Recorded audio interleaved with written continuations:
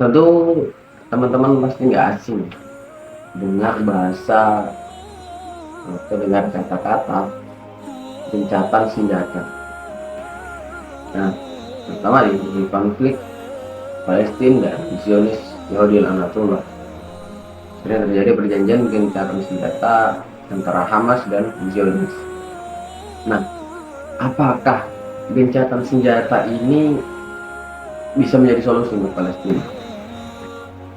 Kalau kita melihat sejarahnya, Rasulullah Shallallahu Alaihi Wasallam itu memang pernah melakukan gencatan senjata. Itu ada di dalam perjanjian Hudaybiyah, perjanjian antara kafir Quraisy bersama kaum muslimin.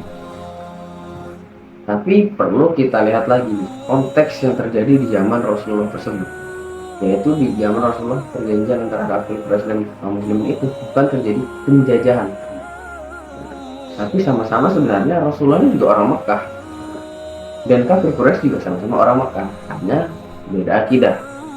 Mereka berperang dan akhirnya terjadi gencatan senjata. Namun di Palestina saat ini bukan itu yang terjadi, bukan sama-sama orang Palestina dengan orang Palestina. Apa yang terjadi di Palestina saat ini adalah penjajahan oleh Zionis Yahudi Anatollah. Jadi akar permasalahannya adalah karena penjajahan. Ketika ada gencatan senjata, itu bukan solusi. Karena masalah pertama adalah penjajahan. Maka harus terbebas dulu dari penjajahan itu. Dan kembali lagi, namanya gencatan senjata ini hanya sebuah perjanjian. Dan kita tahu bangsa Yahudi ini adalah bangsa pengkhianat. Dari zaman Nabi Musa sampai zaman Nabi Muhammad, mereka selalu ingkar janji.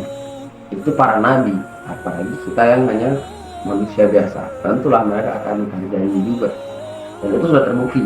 Beberapa kali gencatan senjata yang dilakukan oleh Hamas, Zionis Israel, baru sehari atau 2 hari gencatan senjata, Zionis Yahudi kembali mengebom warga-warga sipil Gaza.